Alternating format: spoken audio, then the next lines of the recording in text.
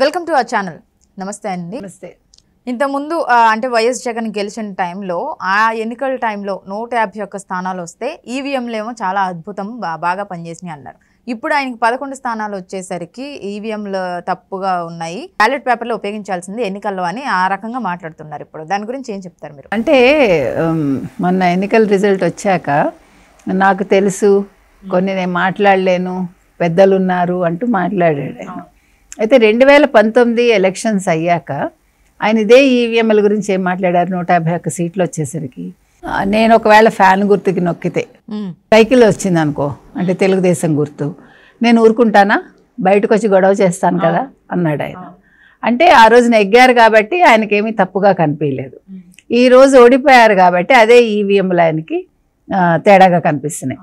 ప్రజాస్వామ్య వ్యవస్థలో ఈవీఎంస్ కంటా కూడా పేపర్ బ్యాలెట్ ఉండటం మంచిది అని వాళ్ళు ఆయన అంటున్నారు.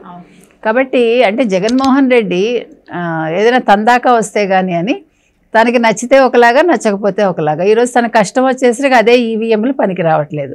ఇప్పుడు రాష్ట్రాలన్నీ కూడా వద్దంటున్నాయి, దేశవ్యాప్తంగా వద్దంటున్నాయి, లేకపోతే విదేశాల్లో కూడా ఎవరు కూడా ఒప్పుకోవట్లేదు, పేపర్ బ్యాలెట్ అడుగుతున్నారు అన్నప్పుడు నువ్వు ఇప్పుడు మొన్ననంటే తెలుగుదేశం తోటి బీజేపీ కలిసింది, అంతకుముందు వాళ్ళతోటే ఉంది కదా. సో గత ఏడాదిగా నువ్వేం చేసావు? 23 నుంచి 24 మార్చి వరకు కూడా, మార్చి ముందు వరకు మీరేం చేసి ఉండాలి? మాకు ఈవీఎంలు వద్దండి, పేపర్ బ్యాలెట్ పెట్టమని మీరు బీజేపీని అడగాల్సింది. మీరు బీజేపీతోటే కదా ఉన్నారు. బీజేపీ లాస్ట్ మినిట్లో కదా ఇటు వచ్చింది. దానికి ఏమన్నారు విజయసాయిరెడ్డి? బీజేపీ వాళ్ళు వస్తామంటే మేము వద్దన్నాము అని చెప్తున్నాడు ఆయన. మరి వద్దన్నామని చెప్పినప్పుడు నువ్వు వీళ్ళు కలుస్తాము అనగానే ఎందుకు మీరు గగ్గోలు పెట్టారు? జనసేన తెలుగుదేశాన్ని విడదీయాలని చూశారు, బీజేపీ వీళ్ళతో చేరేసరికి మీరు భరించలేకపోయారు. వీళ్ళు కూటమిలో వస్తున్నారు, వీళ్ళు పెద్దవాళ్ళు అంటూ మీరు మాట్లాడారంటే మీకు ఎంత ఇమ్మెచ్యూర్డ్గా ఉన్నారో అర్థమవుతుంది మీరు. సో నేను అనేది ఏంటంటే ఈవీఎంల గురించి ఇవాళ ఎందుకు మాట్లాడుతున్నావు నువ్వు అసలు? అందుకే దాని మీద ఇవాళ తెలుగుదేశంను జనసేన కూడా ట్వీట్లు చేశాయి ఎక్స్ వేదికగా. వాళ్ళు క్లియర్గా చెప్పారు, ప్రజాస్వామ్యంలో అంటున్నావు నువ్వు, మరి అలా అన్నప్పుడు అన్నీ సవ్యంగా జరిగాయి కాబట్టి ఈరోజు నువ్వు ఇలా మాట్లాడుతున్నావు, నువ్వు ఓడిపోయావు కాబట్టి అని. దానికి శతజ్ఞి టీం అని ఉంది ఎవరికి, జనసేనకి. వాళ్ళేమన్నారంటే మరి మమ్మల్ని నువ్వు బ్లాక్ చేసావు కదా ఇంతకాలం, ఇప్పుడు మమ్మల్ని అన్బ్లాక్ చెయ్యి, అప్పుడు మేము కూడా మాట్లాడతాము. ఈ 5 ఏళ్లలో నువ్వేమేం చేసావో మేము కూడా చెప్తాము, నువ్వు అభివృద్ధి చేసావా, నువ్వు సంక్షేమాలు ఇచ్చావా, దాని మీద కూడా మనం మాట్లాడుకుందామని. ఎందుకంటే ఇప్పుడు వీళ్ళు నెగ్గేసరికి ఆయన భరించలేకపోతున్నాడు. లేకపోతే ఇప్పుడు అసలు నిజంగా పేపర్ బ్యాలెట్లు పెట్టుంటే 1 సీటే వచ్చేదేమో, 11 కూడా వచ్చేవి కాదేమో, ఎవరికి తెలుసు. కాబట్టి ఈయన ఎలాంటి మనస్తత్వం అంటే తనకి ఇప్పుడు నష్టం వచ్చింది కాబట్టి మాట్లాడుతున్నాడు. ఈవెన్ వాళ్ళ మినిస్టర్స్ మాట్లాడుతున్నారు కదా. ఇంకో విషయం ఏంటంటే ఈ వీళ్ళ తరఫున మాట్లాడే కొన్ని social media YouTubes, social media వేదికగా చాలామంది ఉంటారు కదా, వాళ్ళు కూడా ఇలాగే ప్రచారాలు చేస్తున్నారు. అంటే వీళ్ళతోటి వాళ్ళు డబ్బులు తీసుకుని ఒప్పందాలు చేసుకున్నారో ఏం చేసుకున్నారో మనకు తెలియదు, కానీ వాళ్ళు కూడా అలాగే ప్రచారాలు చేస్తున్నారు. కాబట్టి జగన్మోహన్ రెడ్డి తెలుసుకోవాల్సింది ఏంటంటే, ఇప్పుడు ఇంకొక విషయం మనం ఇక్కడ చెప్పాల్సింది జగన్మోహన్ రెడ్డి గారికి, మరి ఒకవేళ ఈవీఎంలు ట్యాంపరింగ్ అయ్యి ఉంటే, ప్రజలు మీకే 80% ఓట్లు వేసి ఉంటే, మరి ప్రజలు తిరగబడాలి కదా.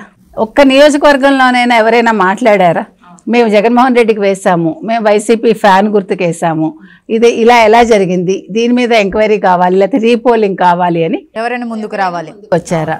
ముందు అది కదా మనం మాట్లాడాలి. ఇంకోటి ఏంటి అంటే ప్రచారంలో ఆయన ప్రచారం చేసినప్పుడు మీకు మంచి జరిగితేనే, మీ కుటుంబానికి మంచి జరిగితేనే నాకు ఓటు వేయండి అన్నారు. ఇప్పుడు ఆయనకి ఓట్లు పడకపోయేసరికి నేను ఇంత మంచి చేసినా కూడా ఎవరు నాకు ఓటు వేయలేదు, ఆయనే ఒప్పుకున్నారు మన రిజల్ట్స్ తర్వాత ప్రెస్ మీట్ చూసుకుంటే. దాని గురించి ఏం చెప్పారు? అదే అంటే ఆ రోజు క్లియర్గా చెప్పాడు ఆయన, మీకు ఇన్ని పథకాలు ఇచ్చాను, మీకు మంచి చేశాను అనుకుంటే మీరు వెయ్యండి, మీ బిడ్డని ఆశీర్వదించండి అన్నాడు. సో నువ్వు మా బిడ్డవు కాదు, మాకు నీ పథకాలు అక్కర్లేదు, మాకు అభివృద్ధి కావాలి, మాకు ఉపాధి కావాలి అనుకున్నారు. వాళ్ళు కూటమికి వేశారు. వాళ్ళు చాలా విషయాల్లో విసిగిపోయారండి. నిన్న చిన్న ఎగ్జాంపుల్ తాడేపల్లి ప్యాలెస్ దగ్గర రోడ్డు విషయమే మనం తీసుకుందాం. అంటే నువ్వు ఒక ప్రజల మనిషిని, నేను ఒక పేదవాడిని అన్నవాడివి, ఒక పెద్ద రోడ్డు కబ్జా చేసావు, నువ్వు ప్రజల్ని ఇబ్బంది పెట్టావు. పేద ప్రజలు వాళ్ళు మామూలు కూలీనాలి చేసుకునే వాళ్ళు 1.5 కిలోమీటర్ వాళ్ళ చుట్టూ తిరిగి వెళ్లాల్సిన పరిస్థితి కల్పించావు. మరి అసలు నిన్ను ముఖ్యమంత్రిగా వాళ్ళు ఎలా తీసుకుంటారు? ముఖ్యమంత్రి అన్నవాడు ఎలా ఉండాలి? అంతంత ఫెన్సింగ్లు కట్టుకుని లోపల దాంకోకూడదు. నువ్వు ప్రజాపాలన అంటే ప్రజలకు అందుబాటులో ఉండాలి, నీ ప్యాలెస్లోకి వాళ్ళు రాగలగాలి. ఇంకొక విషయం ఎవరన్నారు, సాక్షి యాంకర్ అన్నాడు, మీరు వింటే. అది ప్రభుత్వ భవనం కాబట్టి రిషికొండలోకి ఇవాళ వీళ్ళు వెళ్ళగలిగారు, అదే ప్రైవేట్ అయితే వీళ్ళు వెళ్ళలేరు కదా, కాళ్ళు విరుగుతాయి కదా అన్నాడు. అంటే ఇప్పుడు జగన్మోహన్ రెడ్డి ఇంటికి వెళ్తే కాళ్ళు విరగొడతారా వీళ్ళు ప్రజలవి? అంటే దాని అర్థం ఏంటి? ప్రభుత్వందైనా ఒకవేళ జగన్మోహన్ రెడ్డి ఇల్లు అయినా ప్రజలు వచ్చారనుకో చూడటానికి, అంటే మీరు రానివ్వరా వాళ్ళని? కాళ్ళు విరగొడతారా మీరు? ఇవ్వలేదు కదా ఇన్ని రోజులు, అలాగే రాకుండా చేశారు.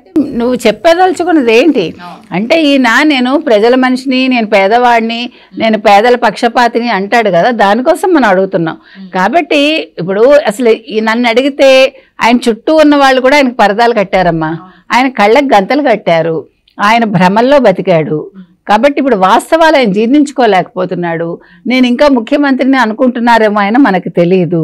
కాబట్టి ఆయన ఈ లోకంలోకి వచ్చి, కాదు నేను ఓడిపోయాను, ఇది ఖచ్చితంగా ప్రజలు ఇచ్చిన తీర్పు, నన్ను ప్రజలు వద్దనుకున్నారు, నేను సంక్షేమం ఇస్తే అది సరిపోలేదు, వాళ్ళకి సంక్షేమం కాదు వాళ్ళకి కావాల్సింది, వాళ్ళు అభివృద్ధి కోరుకుంటున్నారు, ఉద్యోగం కోరుకుంటున్నారు, మెగా డిఎస్సి కోరుకుంటున్నారు. ఇవన్నీ ఆయన ఆలోచించుకోవాలి.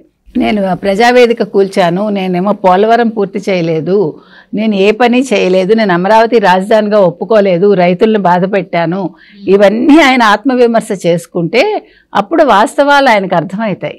ఎందుకంటే ఆయన ఇంకా భ్రమల్లో ఉన్నారు, ఇంకా చుట్టూ ఉన్న వాళ్ళు ఇంకేదో అన్యాయం జరిగిపోయినట్టు వాళ్ళకి మాట్లాడుతున్నారు. వాళ్ళ మంత్రులు మాట్లాడిన బూతులు కావచ్చు, వాళ్ళ మంత్రులు చేసిన అట్రాసిటీస్ కావచ్చు, చిన్న చిన్న పిల్లల మీద జరిగిన వేధింపులు కావచ్చు, గులకరాయి సతీష్ మనకు ఉదాహరణ, కోడికత్తి సీన్ ఉదాహరణ. సో ఇవన్నీ కూడా ఆయన ఆలోచించుకోవాలి. నెగ్గటానికి ఏవీ అవసరం లేదమ్మా, ఎటువంటి డ్రామాలు అక్కర్లా. ఈసారి చంద్రబాబు నాయుడు గారు కావాలని వాళ్ళు కోరుకున్నారు, జనసేన కావాలని కోరుకున్నారు, 100% ఇచ్చారు. ఇందులో ఎటువంటి ఇది లేదు. బీజేపీకి కూడా మంచి ఇది ఇచ్చారు. ఒకవేళ ఈవీఎంలు నిజంగా ట్యాంపర్ అయి ఉంటే కేంద్రంలో బీజేపీ 400 సీట్లు కావాలనుకుంది, కళ్ళు మూసుకుని వచ్చేవి కదా, 292 దగ్గర ఎందుకు ఆగిపోయింది? సో అంటే మరి బీజేపీ అండ ఉంది కదా. ఇక్కడ ఇంకో ముఖ్య విషయం మనం చెప్పుకోవాల్సింది ఏంటంటే, ఇప్పుడు ఆయన ఏడుపు ఎందుకంటే, ఇప్పుడు ఈ డీజీపీని మార్చేశారు, సిఐడి చీఫ్ని మార్చేశారు, కొంతమంది ఒక ఎస్పీ స్థాయి వాళ్ళని మార్చేశారు. సో మీకు గుర్తుంటే కనుక అయితే వీళ్ళందరూ ఏం మాట్లాడారంటే, ఎక్కడెక్కడైతే ఎస్పీలు మార్చారో, మాచర్ల ఇలాంటి చోట్ల అక్కడ ట్యాంపరింగ్లు జరిగాయని వాళ్ళు మాట్లాడారు. సరే అదెంత, ఒక 30 ప్రాంతాలు వేసుకోండి అంతే, నియోజకవర్గాలు కూడా కాదు, ఒక 30 ప్లేసెస్ అనుకుందాం. మరి మిగతా చోట్లంతా కూడా మీ వాళ్ళే ఉన్నారు కదా, మరి ట్యాంపరింగ్ ఎలా జరుగుతుంది? మీకే జరగాలి కదా.